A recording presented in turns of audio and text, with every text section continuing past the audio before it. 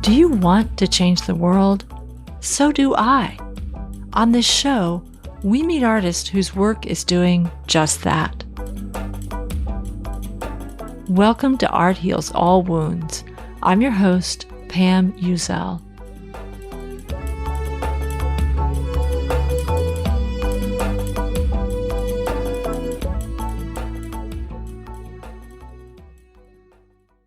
I'm curious, has anyone listening ever experienced frozen shoulder? Frozen shoulder is pain that comes in right where your arm fits into the socket of your shoulder. For most people who experience it, it just seems to come out of nowhere. One day you're fine, the next you literally can't move your arm without excruciating pain. The other thing, it lasts anywhere from a few months to a few years. In March of 2022, I noticed some achiness in my left shoulder. Within a few days, I could barely move my left arm. After a couple of weeks of this, I woke up unable to move my right arm either. I had frozen shoulder on both sides. The pain is really indescribable, and I've given birth twice. I was really grateful to find people in my life who empathized. Some friends had had it before and knew exactly how it felt. My partner was always offering to rub Bengay on my shoulders at night and to help me get dressed in the morning. The physical therapist I finally went to see was extremely empathetic to issues of chronic pain. My doctor, not so much. I began to realize how our society, in so many ways, isn't built for chronic pain. I experienced daily, nonstop pain for 8 months, but I know people who have experienced chronic pain for much longer than that. Physical pain for sure, but emotional pain too, and mental illness. This experience made me think a lot about empathy, how there seems to be a deficit of it right now. I also examined myself truthfully and my own capacity for empathy. I know very well that for a good chunk of my life, I suffered from a lack of it. If it's true that the universe hands you things to teach you what you need to learn, then I think the universe has, in many ways, been trying to teach me to develop more empathy and compassion. I didn't have enough, least of all for myself. Where am I going with all of this? Reading the book, Your Brain on Art, co-written by last week's guest, Susan Magsamen, had a big impact on my way of thinking about how this empathy deficit can be and is already being addressed through art. I've also been thinking about addressing the compassion deficit I feel for myself. In season 2, I interviewed the writer Ceci Nahar as she was finishing up her memoir, Unfuckupable: A Love Story. This book is very much about Ceci beginning with her own emotional pain and deciding in her 40s that she was going to change by designing the life she wanted.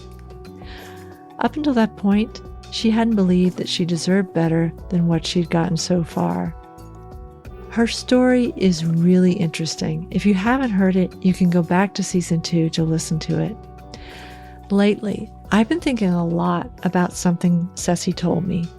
I don't remember if this was a part of the actual podcast or just in one of our other conversations, but Ceci told me that she sat down and made a list of 100 things to see, do, or have.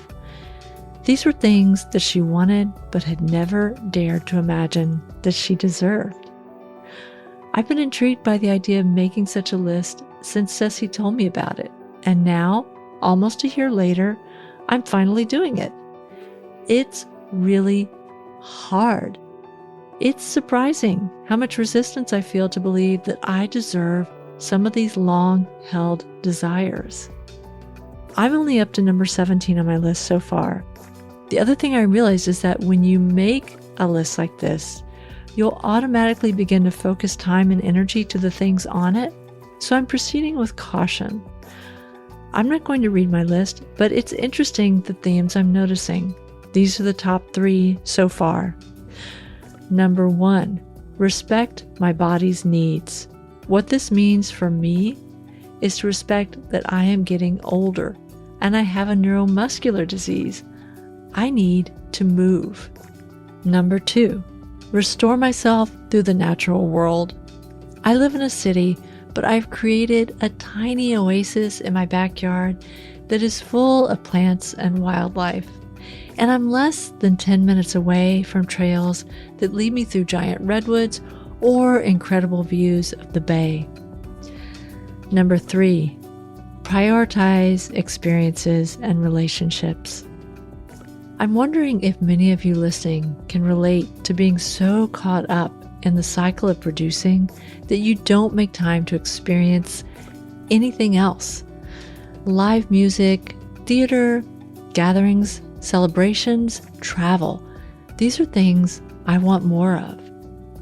I'm so curious to know how some of you set your intentions and what it is that you want for yourself. I also want to know if it's hard for you to believe if you deserve what you want. If you feel like sharing your story, you can reach me at my website, arthealsallwoundspodcast.com. One interesting side effect of making this list is that I'm feeling a lot of gratitude for what I've seen and done and have already. I want to express some of my gratitude right now to you for listening. Art Heals All Wounds listenership doubled this past season. If you're a new listener, I'm so grateful to have you. And for those who've been listening longer, thank you. It means a lot to have your support in making this show. I'm so thankful to the Art Heals All Wounds editor, Eva Hristova.